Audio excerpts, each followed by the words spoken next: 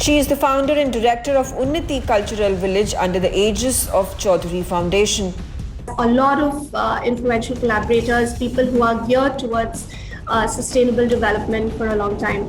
She has dedicated her life to preserving and promoting the legacy of South Asian heritage and culture. It's also given us a lot of new perspective on how to deal with challenges and difficult times and how to be much more resilient. NewsX proudly presents the VaKu Diaspora Dialogue with Surabhi Chaudhary.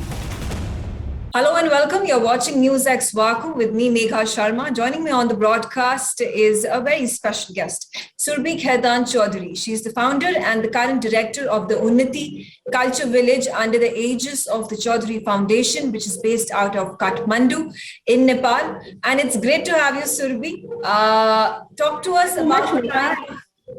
to us about the kind of initiative that Unnati Culture Village is under the aegis of Chaudhary Foundation. Right. So, Megha, the birth of Unnati Cultural Village happened a few years ago. It's an initiative of the Chaudhary Foundation, and we're catered towards social sustainable development. The foundation's portfolio is pretty diverse, ranging from skills, livelihood, education, women's health and safety, disaster relief programs, housing, skill sets, and so on. And under the skill and livelihood development, Unnati as a project has been established. We are 4 years old, and a cultural village has been established called Unnati Cultural Village in the foothills of the plains of Nepal, and it is a platform that showcases various arts, crafts, dance, music, culture, heritage. The whole can be found over here. All the traditional industries are umbrellaed under the Unnati Cultural Village program. We are also very strongly geared towards women empowerment and youth development. So all our initiatives are linked with that, which also promotes a lot of economic empowerment to the marginalized communities. That's fantastic. Quite a noble initiative that you have spearheaded, you have launched under the Chaudhary Foundation. But also talk to us about what exactly is Chaudhary Foundation? How long ago did it start off? What was the motive behind its conceptualization? And what are the kind of goals and objectives it is at this point of time forging ahead in wake of the pandemic and the vaccination process and several other issues that mar the community of Nepal at this time? So, as you know, the Chaudhary Group is it's a conglomerate. It's the first multinational institution of Nepal, the only Forbes listed company of Nepal, and so entrepreneurship development was one of the first initiatives for the foundation that was started.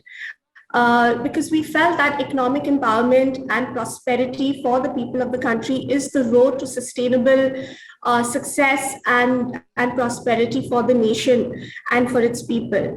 And for that, in 1995, the Chaudhary Foundation started out with its first projects incubating social businesses. And the Nepal social business projects have started out about 35 years ago, and we've incubated various programs related to entrepreneurship development. And as the programs kept developing and growing, based on the need of the hour, various other verticals in the foundation was established. Very recently, I mean, when I got married, within my first year of my wedding, we experienced the disastrous earthquake in 2015, and our group was the first to respond to that disaster. And Nepal is very prone to such natural disasters through flooding, typhoons, earthquakes, and landslides, and various other things. So the disaster relief management department is also a very, very active vertical. Heritage and spiritual development, because Nepal hosts some of the most coveted World Heritage Sites, UNESCO World Heritage Sites in the country, in the region. So we were catered towards spiritual and heritage preservation and development, women's health, so nutrition, again a huge issue in Nepal. So that is also something that we are very strongly focusing on: education, digitizing education, and giving digital computers and classrooms to various rural areas, water and sanitization. So there are many need of the hour projects that are rolled out depending on what is the priority of the nation at that time. And of course, since last year, given COVID, it was a very unexpected pandemic that happened, something that the world wasn't very prepared for. But our group, I can proudly say, was again the first to respond to the disaster and the crisis that Nepal was facing. Of course, we had an immense shortage and of various equipments, basic testing kits, basic health and sanitization standards that people were struggling with. And so we were again the first to respond. We got a lot of medical equipment flown in from India and China, distributed to various municipal hospitals, rural hospitals, city hospitals, a lot of private clinics. So we've recently launched an oxygen plant and bed in Kathmandu and various other municipal hospitals also for the second wave. So we've been, and then of course there have been a lot of relief materials and food packages that have been distributed from time to time during the lockdown period. So yes, it's something which is an ongoing activity that the foundation is constantly striving towards. I will specifically ask you about the Unnati Culture Village. And obviously, there must have been hindrances that you, as the director and the founder of this project, must have faced in wake of the COVID situation in Nepal and across the world. What are the next steps that you are bringing about for more of these initiatives to be launched under Unnati? What are the kind of challenges did you face? How did you end up circumventing them? So COVID actually has taught us a lot, Megha. It's taught us to be more resilient and self-reliant. So during this time, it wasn't very quiet for us. We were actually extremely busy and much more productive than we've been during the times when pre-COVID. Yeah. So I can count my stars and say that we are blessed. The group again really came together, and we have various patrons within the Chaudhary group itself. So hospitality is one of our biggest supporters. So we had a lot of projects that were being rolled out and developed for the hospitality sector during the pandemic. While things were quiet, our artisans were still at work. They were still under production. Projects were still being developed. Events were still being planned online, of course. And we did a lot of work on the ground. We did a lot of introspection, team building, trainings, a lot of workshops.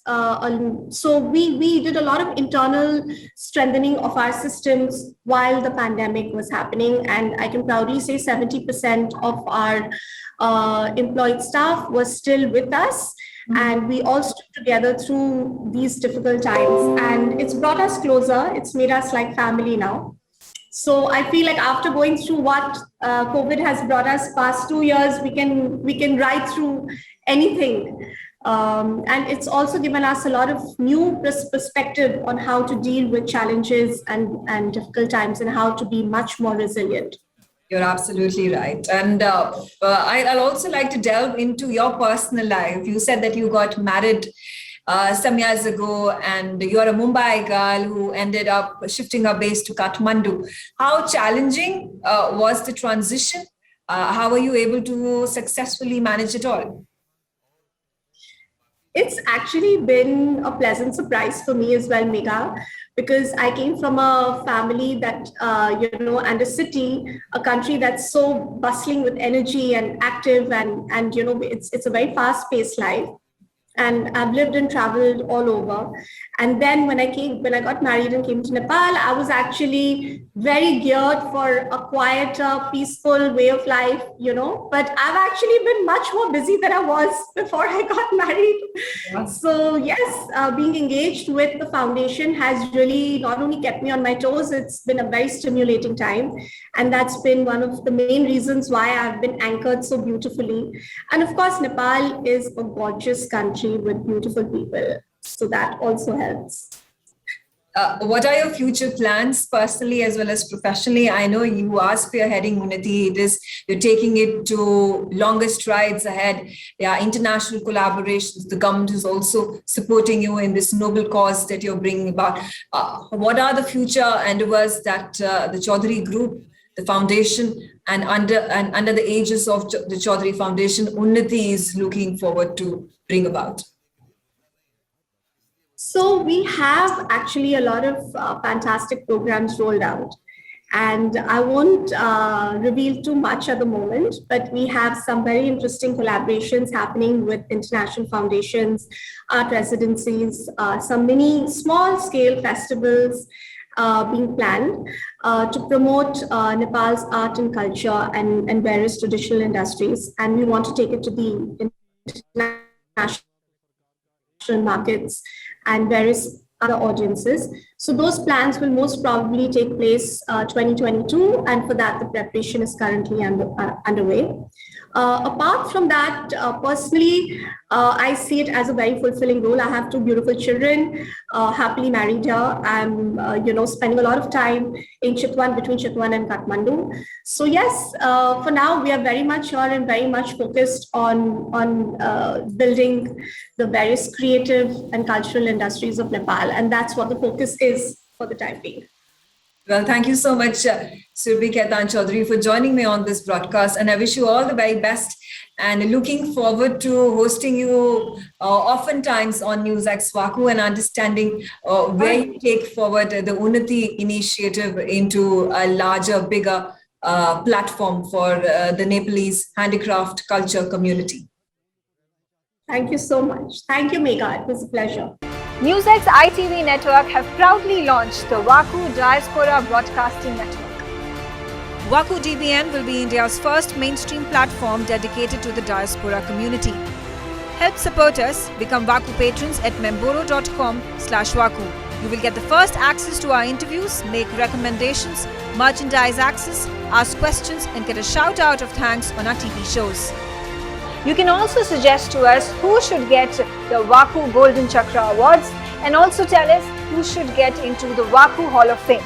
Limited memberships are available at 100 rupees per month on Memboro VaKu. Sign up now, log on to memboro.com/VaKu.